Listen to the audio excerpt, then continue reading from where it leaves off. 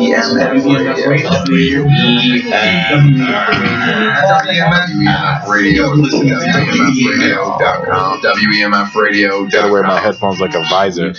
Hey, I'm Pat B. And I am Adam Willis. That guy. And you're listening to the Geek Down here on WEMF Radio. Ladies and gentlemen, thank you for joining us, and welcome to another episode of the Geek Down. Wait, hold on. I got some. So much better. Ladies and gentlemen, welcome. I do. I really do. That's it. Welcome to another episode of the Geek Down here on WEMF Radio. I am Pat B. On the side is my main man, my homeboy supreme, my main doo-doo stain. His name is Black Adam Willis. Yes, sir. And thank you for the introduction. As always, my friend Pat, how are you, my friend? Man, I've had better days. I've had worse, though, so okay. You certainly have had worse, but Thank you. We're here, fortunately, on a decent one. But we got not a full house, but we got some people in there. Yeah, we got some guest stars in the sucker. We got some guest suckers in the star here. Look across the table. Yeah, that run right there. Shocked and awed is the voice of Dirty D. Yeah, man, what's up? What up? What's happening? What's up, Black? What up, That's man? your new name. What up, Mike? Black. What up, Black? That's Black and P, bro. Just cut it off. Yeah, I like it. No, I'm with it. All right, and of course we got the man who's making us look amazing, always diligent. Probably can't hear me. Got earbuds in. Just Johnny. Yo. There you go. All right, and of course DJ Herbie Herb in the booth.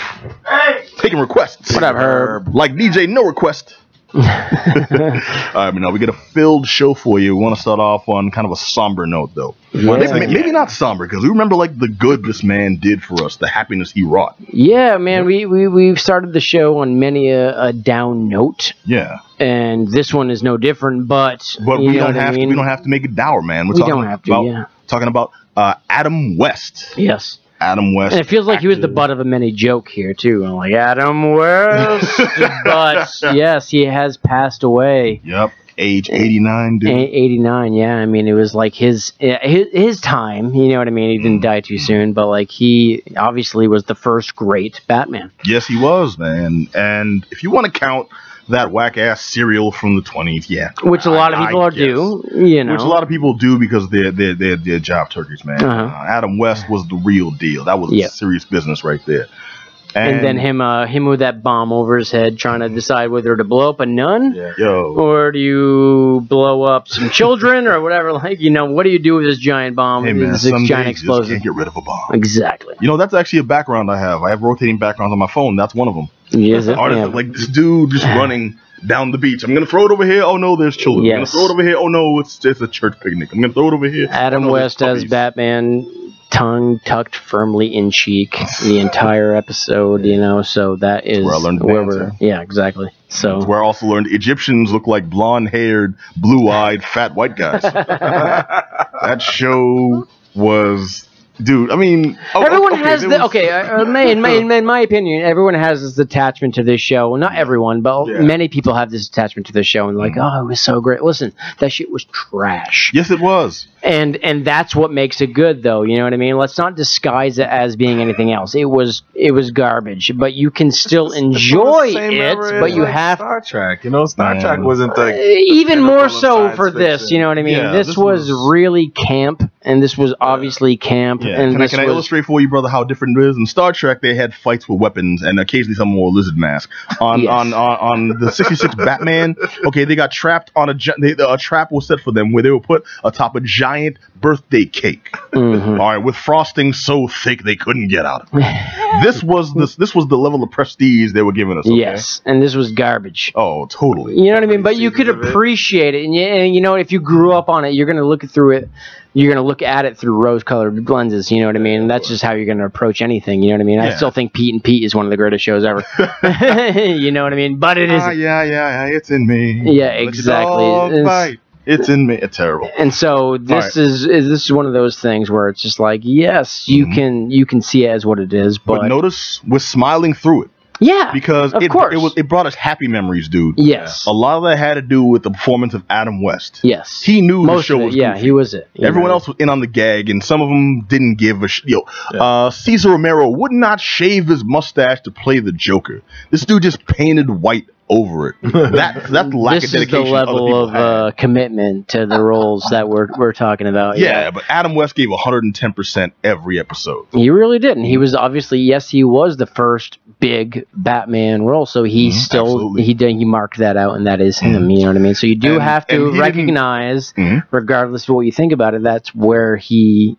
And he didn't need any played plastic, any molded rubber. He was pure West. Yes, pure. My favorite bit from The Simpsons. West, and that's it. You know what I mean? He's also a dude that was known for being like a handsome guy, a more suave and debonair actor. So and he was a pretty cool guy from what I hear too. You know what I mean? Like, you know that too. I mean, he retained that look, and I thought he was pretty handsome. It wasn't like the old man. We're not talking about Jamie Farr or Leslie Nielsen here. Yeah, he kept the look. I think Conan O'Brien honestly has a great story. No, Conan O'Brien is pretty ugly too.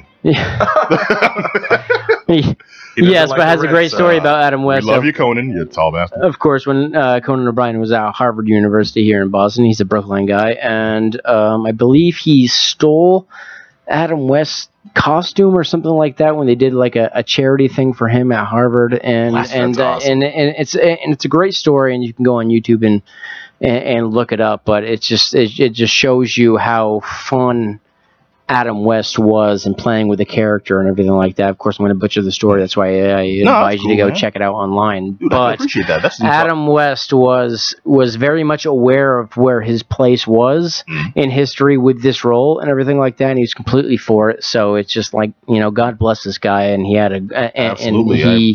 he definitely represented those early times, but he was definitely, like I said, tongue firmly in cheek, and he knew, you know, what he represented. And so, did you know he was also up for James Bond at one point? Really? Yeah.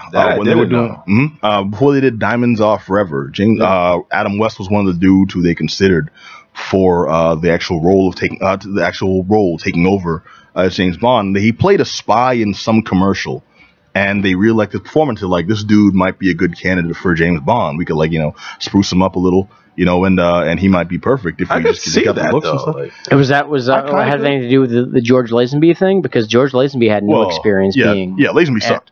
I mean, that's where you and me are contentious on. Like, I'm a big Lazenby guy. I don't know why. Oh man, it's okay. It's okay. I was all about Roger Moore. You were like, what? That's yeah. But no, his thing was, and he turned it down. Like, they wanted him, they made it very public, and they wanted him to come in and really try out for the role. And he went through an audition, but he was like, at the end, he felt that it would be better served by a true Brit, not him faking an accent. It's interesting, yeah. Yeah. Also, plus they probably showed him the script for, and then we'll send you to Haiti, and then we'll take you to. Then there's a Beatles song. I don't know. You get to work with Kim Basinger. I know she's 8 years old now, but give it time. Alec Baldwin's probably gonna try to kill you.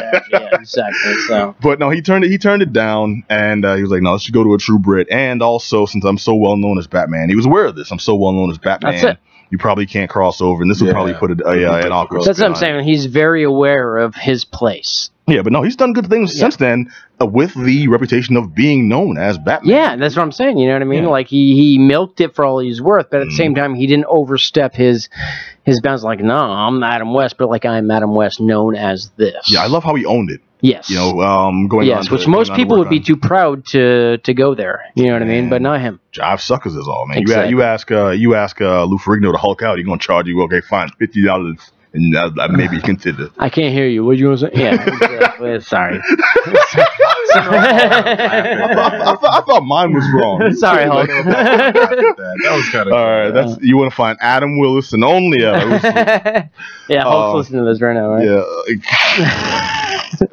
Louis. Rare form, sir. All right, so the man you want to find, his name is Herb. He works in editing our show right now. All right, but no, Adam West, dude. I mean, he did a lot of voice work afterwards. You actually had a couple of things he did. I didn't even know about. He did voice work for various video games since PlayStation 2. PlayStation 2, man. That's a while ago now. We're talking Grand Theft Auto series. I'm pretty sure you remember him in the Grand Theft Auto. Oh yeah, no, he was that third girlfriend you got. Those sex scenes, man. Audio was weird. I always wondered why, and now I know. It was a little. I'm scrolling through it now. Because it's like you offer him for hot coffee, and then you hear Adam West. Adam West. Most recently, voice work for GTA 5. Oh, 5. No, most recently. Okay. So he I seen stretched another back, but most GTA recently one. he did this. Mm-hmm. Hold on, I'm bringing it up. Yep. Adam West. You got that damn song stuck in my head now. It's not my fault, bro. It's not my fault. Wow, But that's where a lot of people go. You know what I mean? That's where a lot of people go. This dude Is is so the much voice work. You know what I mean? Well, I can also make jokes about shark repellent forever because of this man. Apparently he's in where this he's movie. climbing up the ladder and he's got the leg. So wait a minute, he was in a with movie. a shark attached to his leg. He was in a movie. Yeah. I'm gonna watch this movie tonight. I'm gonna try and find it with Sammy Davis Jr. called Poor Devil. Wow. What? Yeah, Damn. I'm looking at it now, and he's in this movie. I'm not Sounds checking like it sounds like a out, less but I'm respectful gonna black believe mama, white you. mama. But yeah, That's pretty cool. he was in some garbage. He's worked with folks. Yeah, let's just be honest. You know what I mean?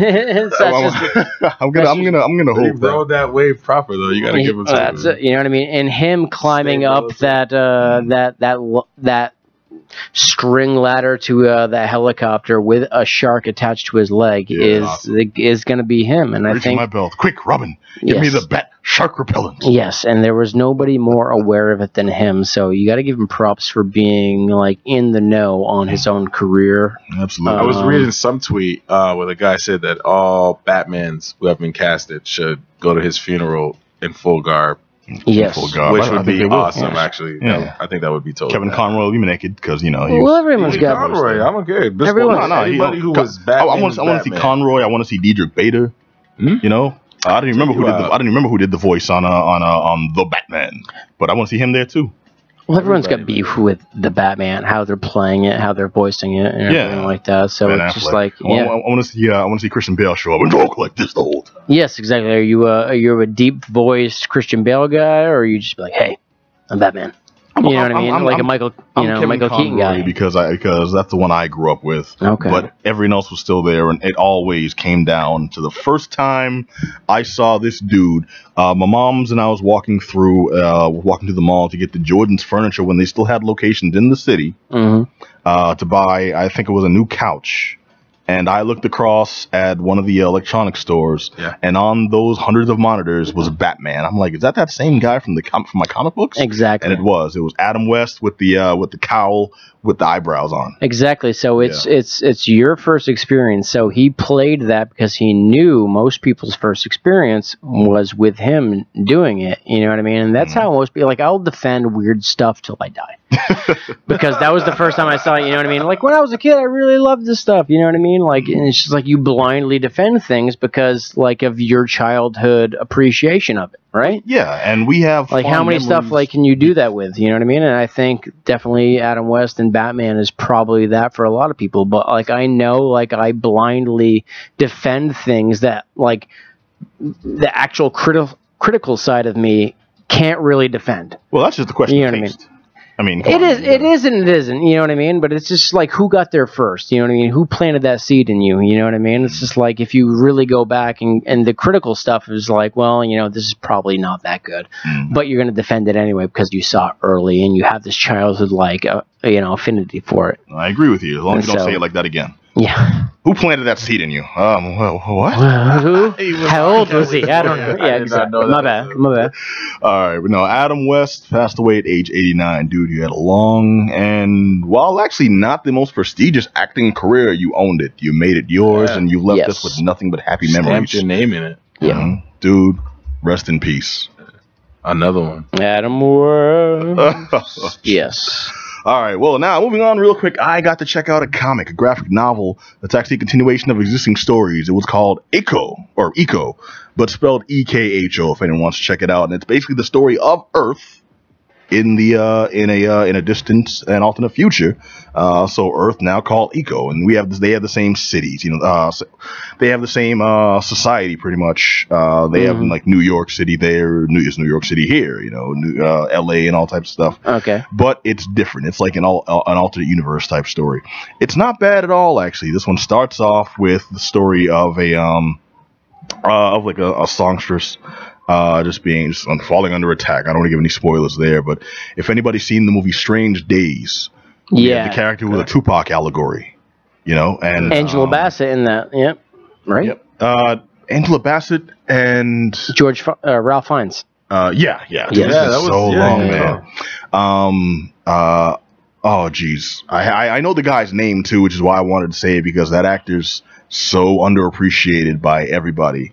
Because most of the roles he has are like, the car driving guy in Speed. Right. The guy who stuck a finger in Elizabeth Berkley in Showgirls, yeah. So, it's kind of hard. There's only one, yeah. Only Pat can remember stuff like that. Like you don't remember that scene. Yeah, you keep talking, I'm going to find him, all right. Well, anyways, this story falls along the same lines. It's like that one action triggers everything else in the book, and it's decent. I like the fact that they took, and it's kind of like an Elseworld story, but the people that star in it are from our universe that got sucked in to theirs. Okay. So imagine like you wake up, you fall asleep tonight in Boston, you wake up tomorrow in Boston, but your wife isn't your wife. Now you're married to a 4-foot tall Asian woman. Your son is now your daughter, and she's adopted and she's green for no reason. Cool. It's like, it's like all types of odd stuff. One of these guys? No, none of those guys. No. I'm trying to find out who Pat's talking about. Yeah, I throw out Tom Sizemore, Michael Wincott, or Vincent D'Onofrio. No. I want to say Pewter, and I know that's not too far off. But no, I mean he's done a lot of good work, and he's one of these actors where he's that guy. It's like I know that guy's face. That guy. Oh, that guy. He's playing a homeless man on Bones. That guy. He's the fraternity leader that wants Will in the frat, but not Carlton. I got you. It's this dude right here. Oh, the brother. Glenn Plummer, yes. Glenn Plummer. Thank you. I got you. That's all you had to say, huh? Mm-hmm. Glenn Plummer. Well, this book very much reminds me of Glenn Plummer's role in Strange Days. It was actually a decent read. If you like Elseworld stories, this is one that'll actually move you because the entire thing is basically set in your world, but not. Yeah. The story had like style, man. It was kind of quirky. The problem with it is, since I didn't read any of the volumes before this one, I'm not that familiar with the universe, and I'd like to be able to say, oh, well, this is improved, and this is adapted, and this is, evolved since, and I can't really do that. All I can say is I enjoyed this book. This was Ekho Volume 6. Ekho spelled E-K-H-O, and I highly recommend anyone check it out. Beautiful artwork, very interesting story, quirkily written, yet still the action was solid, and it starts off with this like crazed cult and stuff, man. And it made me think of like Westboro Baptist Church. And also while reading this, I thought the same thing that I think whenever I see their rallies. How was the art style? Was it muddy, grungy? I mean, no. It was like indie, but really clean for an indie book. You know what I'm saying? Good. Which is kind of hard to describe. It's a lot. Oh, we talked about League of Extraordinary Gentlemen. I got it the other day. You did. Yeah. Imagine that artwork without all the weird swirls and stuff. Okay. The same like heads are like kind of angular and stuff. I saw a picture of the cover and she's very voluptuous. Yeah. No. Are you thinking of the right book?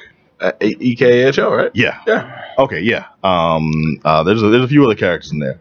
It's just funny you mentioned Glenn Plummer. Yeah. That's such a good pull. Yeah, Glenn Plummer's you know awesome. What I mean? I love that man's work, and I never knew his name until like. Yeah, no, it was Showgirls, absolutely. You know what I mean? Self-Central, Men's Society, all that stuff. Yeah, he was. Seen him was Sons of Anarchy. He played like some crooked cop, but he was great. Mm-hmm. He did good stuff. I was serious about that homeless man on Bones thing too. That was the last time I saw him. Oh wow, that's crazy. And I'm just like, Bones he's in Men's Society, which is one of my favorite movies ever. You know what I mean? It did end. Yeah. That show finally ended? Jeez, Castle, however, is still trying to come back. After they've had like 4 solid finales. Yeah. Black Adam loves Castle. No. I'm not hating on Castle. I've got fond Castle watching experience with an old friend of mine who moved out of town. That was like our thing, we'd get together with a few people, we watch Castle because it was interesting, it was quirky, and cats love. Okay. Damn it, Captain Hammer. Nathan Fillion. All right, but I'm actually taking time away from just Johnny. He actually has a review for us, man. You got to check out a game that was recently sent to us, brand new, Mages of Mystalia. Mages of Mystralia. God dang it! Hey, at least I didn't say Regalia. I almost said Regalia. You're very close. I was very close to saying Regalia too. So so Mages of Mystralia. So the way this game was pitched to, I think the both of us. I think we both got that same email. I think they said something along the lines of Zelda and Harry Potter. Combined together makes this game. Did it not measure up to that? No. Oh man. Actually, This is a Harry game, Potter, or? yes. Okay. Zelda, no. This is not a Zelda style game. There is no like dungeons that you're going to be going through. There are maybe they were like, "Excuse me, Snape." it doesn't even have that. But so I was a little skeptical about this game. I definitely wanted to give it a fair shot, and I'm glad I did, because this game is actually it surprised me in many ways. It is polished. It is well done. There's only, out of all the time that I've put into it, there was only one thing that was a detractor, and it wasn't even a big issue. Like, this is an indie game. It got kickstarted, so I'm not gonna knock it too much, but I'm still gonna, hold it up to, a standard that it should hit, and it hit it. Except for just one little thing. It was just the dialogue, the way it was written. It seemed like it should have went through a more professional translator, because this game was made, I think, somewhere in Europe. Definitely not made. I don't know the country. In Europe. You can narrow it down with that, There's right? many countries there. One of those countries, non-English speaking countries. One of those places, there's white people there, I think. Maybe. So, what genre are we talking? So it is a, how to describe it? It's like a almost like a vignette. The camera angle is the Potter Zelda-vania at times side scroll, at most of the time isometric. It's like a kind of like God of War, how that camera was anchored in a certain location. The older God of War games anchored at a certain location and would follow the character, but the player never had control over the camera. So it is third person, but it is sort of raised and pretty far away from your character. So you're navigating through these levels, but these levels are all interconnected into this bigger world. So kind of like a dungeon scroller? Sort of in that realm? Think a little bit, I know it said it wasn't like Zelda, but think like Link to the Past, where it is this one big world, but you're going in screen after screen. Except the screens are bigger levels, self-contained levels, and then the moment you hit the edge of a level, you will load screen over to the next area, and then there is a map that sort of shows you how all these areas are interconnected, and each of these levels are fairly big. So you're not hitting like load screens over and over again, which I knocked the previous game for. So it has that going for it. It seemed like it was going to be initially a very simplistic game, but it isn't, because of how it does its magic use. So this game, this is a Harry Potter element, which is it dives deeper than I thought it would go, and in a very good way. It is you are a mage, you are casting spells, and you have 4 spells that they give you access to almost at the very beginning. Like, you go through a very quick tutorial, and boom, you got your 4 spells. And then the rest of the abilities you get from then on is essentially augmenting those 4 spells into turning them into things that are dramatically different. Yeah, dude, I'm not hearing any kind of Harry Potter or Zelda rule. What were they thinking? I think they were just throwing names at us to try to get us. So you do get wands as your casting. But that's not about the gameplay. If anything, you're casting magic all the time. I cast magic today. Like, that's not a game. No, what I'm getting at is it sounds more like it sounds more like a fantasy variation of a game like Gunstar Heroes. No, you get the different ammos, and you combine them to make a third type of ammo. But that's a more action-oriented game. This is more adventurous. It is along the lines of probably about the same amount of combat that you'd experience in a Zelda game. So how would you comment on the progression of the game, like enemies? I think there's an ample supply of challenges, or you're just kind of repetitious on a certain level after it's a very nice mixture of basic enemy combat, or different enemies and whatnot, but like the basic minions, right? Combat with them, boss battles, and puzzles, and especially environmental puzzles. And it's always shuffling that around. There's also quests that you can pick up, but the quests are generally gonna be towards something that you're already going to do. So it is a very, very linear game, even though you can go wherever you want in the world map. It's very guided. It's steering you down the right area that you need to do. And yeah, you're using these augmentations that you get, and every time you do a boss battle, or every time you go into an area or solve a puzzle that is there, it's not a forced puzzle. But if you do solve it, you'll get reward for it, whether it be through like permanent stat increases or through a new augmentation that you can do for your spell. And when you augment the spell, you can augment the spell multiple times. So it's interesting. Like you get this this very useless spell at the very beginning where it's this fire, and you light it in front of you. But then you get an augmentation that allows you to move that fire, and then it turns it into fire, and then you turn that to ice. It then turns it into a ball of fire that actually moves, so it's a fireball. You launch it forward. And then you can get another augmentation where you're moving the fire, and then it homes in on enemies. So now it's a homing fireball. And then you can get another augmentation that you attach it to all of those other augmentations that says trigger this once you hit something, and then this is another spell that you can piece together completely different with a different element to it. So I'm like doing fireballs, and when it hits a target it causes an explosion and it'll chain to other enemies. It sounds familiar. It sounds like maybe I'm thinking of Crystallis or Faxanadu. For the NES, if any of you guys played that. Faxanadu, that is old. Yes, it is. But in that, Faxanadu's kind of slick, man. If you got an emulator or like an NES, I can get that to you. But it's this old game where you're a knight, basically a knight questing fantasy game, and you build up your armor. So it's like what starts off as a single piece of armor becomes the basis for like the ill-ass chain armor.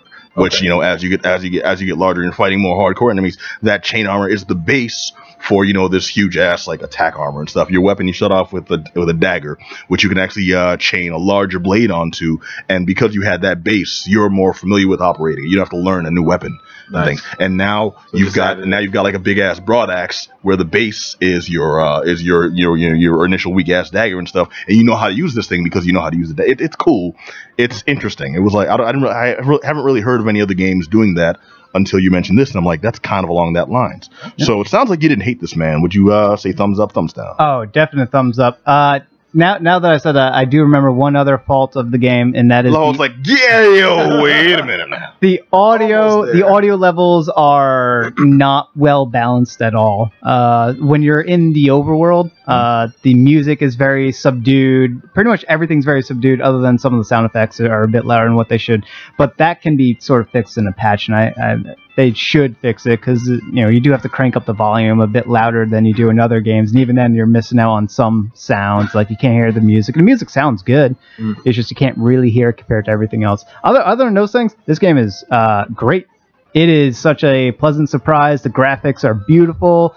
It controls really well. The puzzles they're actually very interesting. It's a great game. It's $25 on Steam, which is the same price that Regalia was, and I definitely recommend this over Regalia. All right, cool.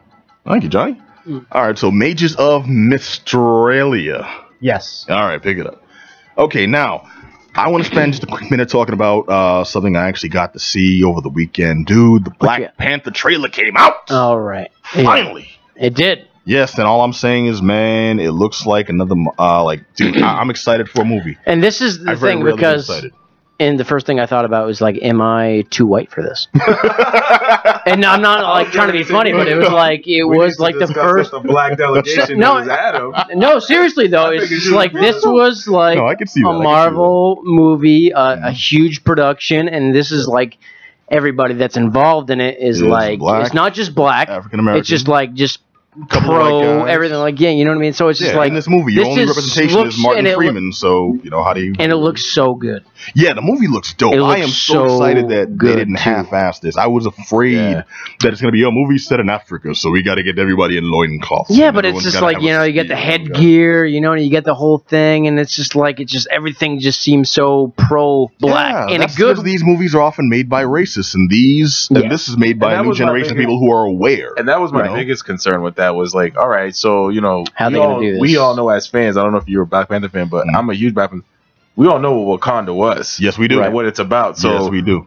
Well, my biggest worry is like, are they going to portray Wakanda what it's supposed to be? Well, it's funny because like I don't know, and I've asked you this on the show. I'm like explain to me the Black Panther character. Mm-hmm.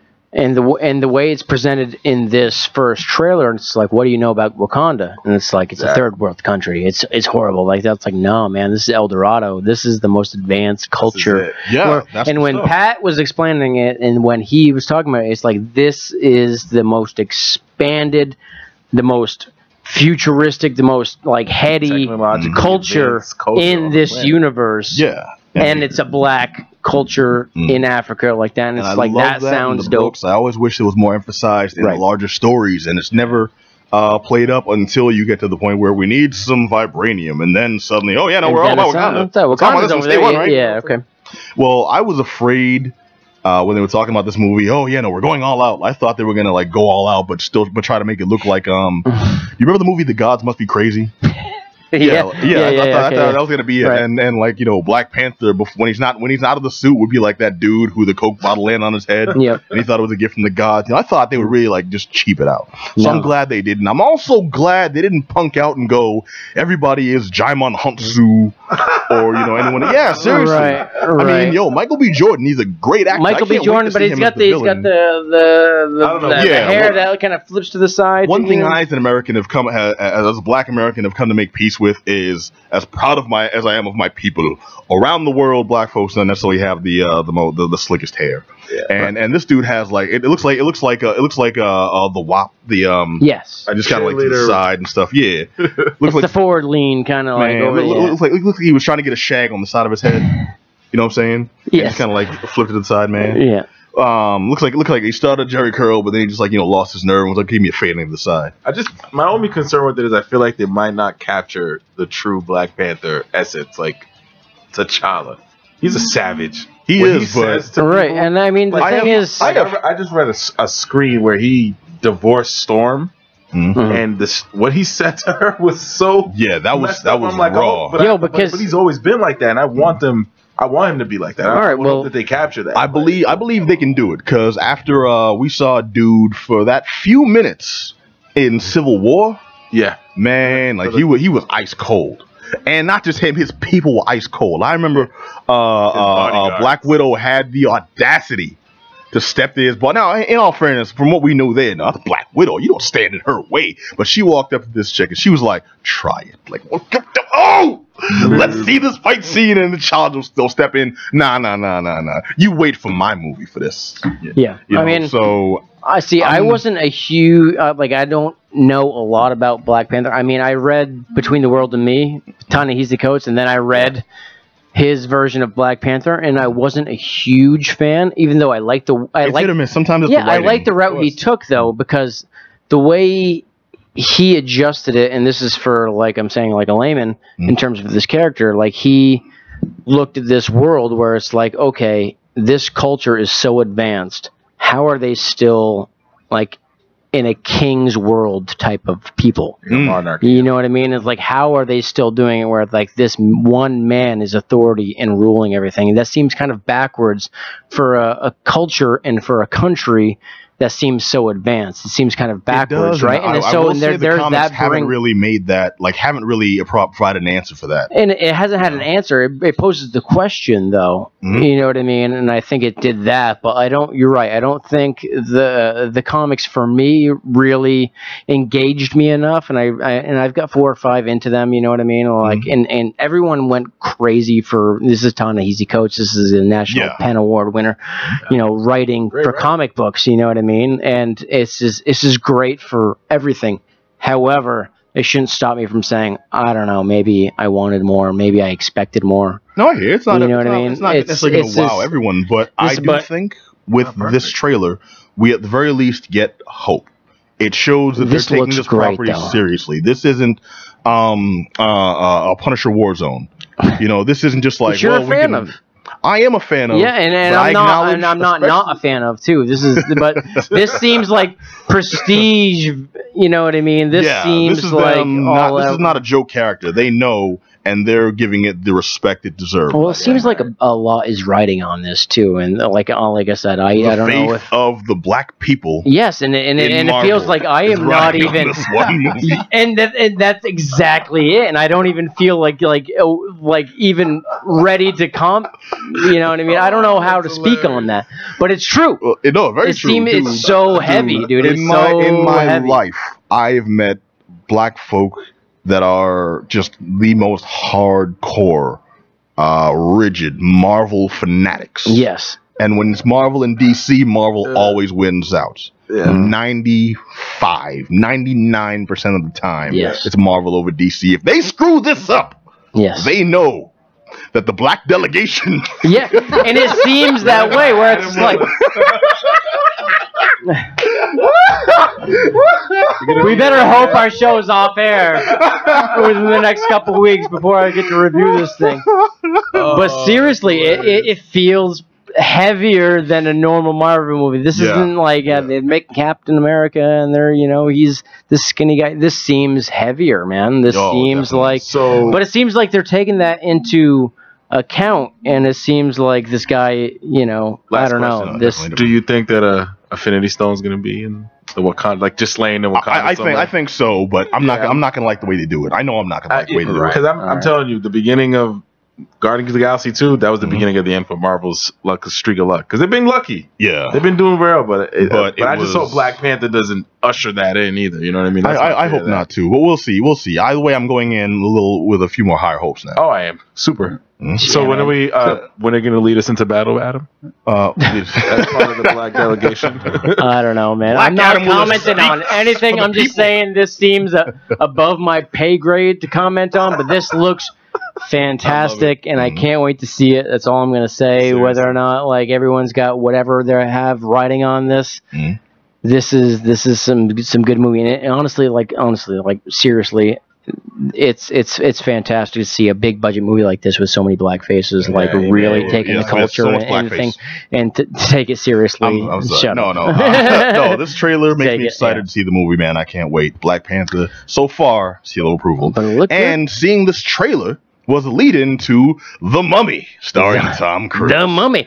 And Tom Cruise, the short guy. No, dig this. Anyone unfamiliar, it's the story of Nick Morton. He's a soldier of fortune who plunders ancient sites for timeless artifacts and sells them to the highest bidder. Basically, this dude, he poaches priceless stuff and sells them on the black market.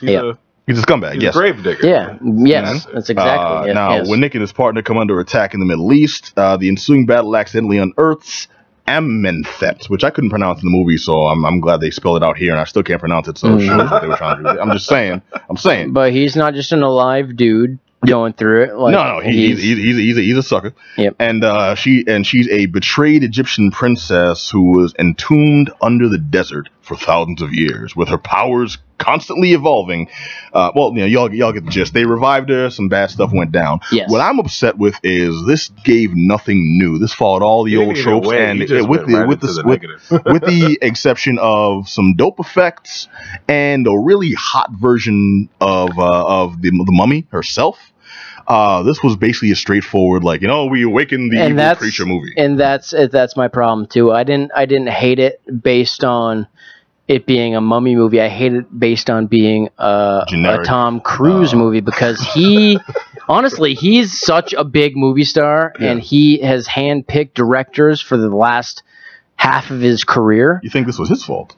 No, I don't think it's his fault, but I think it's his fault. You know what I mean? Can you get me this? Because he selected J.J. Abrams to direct Mission Impossible 3. He handpicked a lot of the last directors to do his movies, and he has an eye for talent, and he just really does. He knows how to make big movies, and he's like the last big movie star that's like the height of movie making. He's one of the last guys to be that one. I think so. And so we're seeing this bad movie. It's like, oh man, is that dead? Is that not, you know what I mean? Is it finally over? And that's how I looked at it, you know what I mean? Because Tom Cruise, to me, is the height of movie making. Is this the height of filmmaking in terms of the money behind it, the talent behind it. You know what I mean? Throwing everything out there. He's made. But you're saying that, and then you're saying that the movie was garbage. Like that's what I'm saying. So that's why it was disappointing to me. On what level? Where is it? Like, do you think he's not affecting what Hollywood can be? Like, because I just feel like since he does, because you're correct, man. He makes these high budget movies. They tend to do fairly well. Yep. I never see him losing. Regardless of how horrible the movie is. So, like, you think he's setting like a precedence for like movies? Do I think this is the end of Tom Cruise as the big movie star? Is what you're saying? Like that? Like, I don't know if I'm ready to do that. I've read a bunch of stuff about him. Is like, oh, maybe it's time for him to stop being the action star. Maybe him to start being the movie. Yeah, actor and as actual actor, because he did take a big chunk of his career and devote himself to being an actor rather than starring in huge production movies. See, that I respect, and I was hoping that would result in. He did Magnolia. He did, Vanilla Sky. Yeah, he did a bunch Days of Thunder. Yes, he did. He certainly did that. But like this guy has been the height of movie making for 30 years. Yeah. You understand? Like, you know what I mean? It's just crazy to think about. And for him to try to like start a franchise as being basically an old man seems kind of like, I don't know, especially this being like not the best movie, it seems like a little bit much to expect of anybody. It does, but especially I think kickstarting. Also we have to keep in mind that he's a working actor. At some point it's got to be, I can handpick everything, but I still need to stay in the public eye. Yes. This may have been one of those ones where it's just like he figured a good way to do that was to get involved in what would seemingly be a burgeoning franchise. Yeah. And that's one thing that we know Hollywood's been trying to do. They've been trying to follow the example of Marvel. And with the Avengers and the superheroes, well, that's what they're trying to kickstart, right? Is the dark universe, I guess. You know what I mean? So it's just like the evidence of that was the Mummy, the Wolfman. That's what they're trying to do, trying to make him basically the Tony Stark. Tom Cruise is going to be the Tony Stark of the dark universe. Am I wrong? No, not at all. That's exactly what's happening. This movie was not, I won't say blatant about it, but surprisingly did it in a way that I thought was actually kind of slick. I don't think it's a spoiler to say Russell Crowe is in this movie. Yes, and playing let's say he plays Dr. Jekyll. Yes. The fact that Dr. Jekyll is present in this movie alludes to the fact that they are crossing the damn it, not genres. They're crossing the plane of titles there. Yes. Oh, they have a universe going on. Yeah. So they're trying to build something here, you know what I mean? And it's just like, okay, what happens when you're trying to build a universe and the first one failed so miserably? Yeah. Well, and this one did not, but it did get very bad reviews. It got bad reviews. But at the same time, a bad review now. It made some money in the US, but like overseas, let's not forget Tom Cruise is a monster. He made $140 million overseas in the first week. They made their money back in this movie right away. And that's not counting the Days of Thunder money. So, I mean, not even close.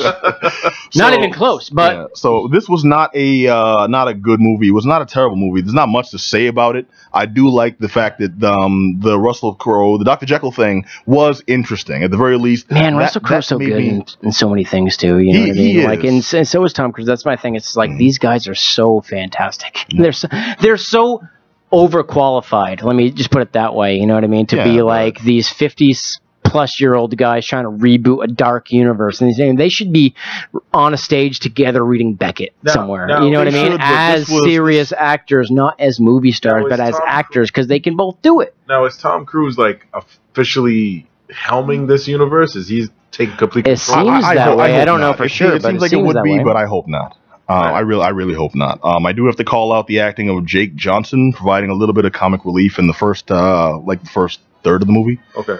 Because he played Tom's partner. He played kind of an not understated. He was there, and they kind of pushed him to the background for most of the second and third parts of the movie. But for the first piece, he was comic relief, and you think you'd hate him, but no, you hate Tom Cruise a lot more. Yeah. He was like a breath of fresh air, where it's like, oh, somebody human in the mix. Yes, you know, and it sucks because I'm a big Tom Cruise homer. Like, I'll see whatever he makes. How was the run to the theaters and stuff? The girl who casted as the Mummy, I thought she was sexy. She was good. She was played by Sophia Boutella.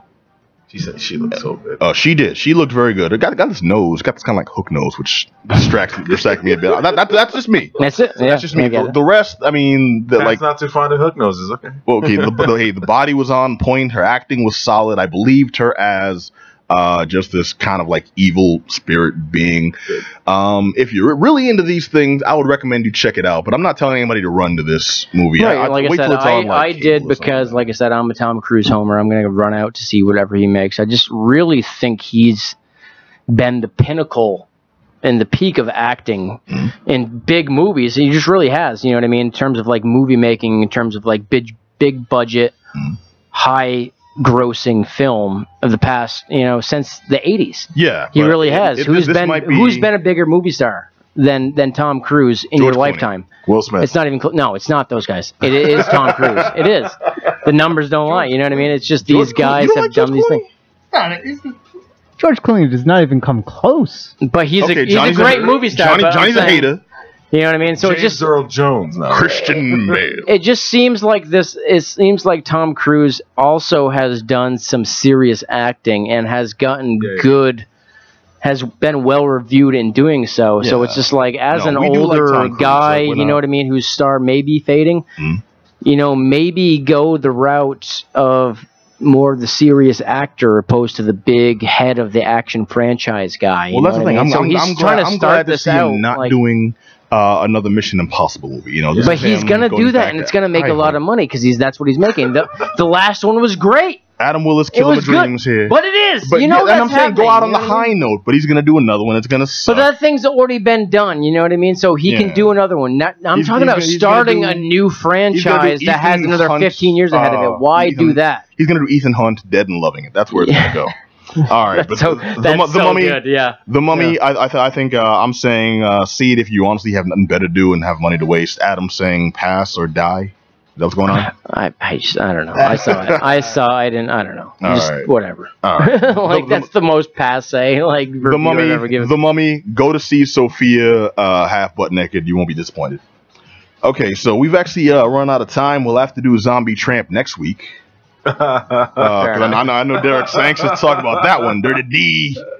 Yeah, but I want to thank you all. Soon, man. Dirty like an old perv. Dirty D's the perfect name for this review, man. I'm telling you. All right, but this has been another episode of Geek Down. I want to thank Black Adam Willis. Yes, sir. I want to thank Just Johnny. Yep. I want to thank Dirty D. Hey, thanks for inviting me, man. I want to thank DJ Herbie Herb.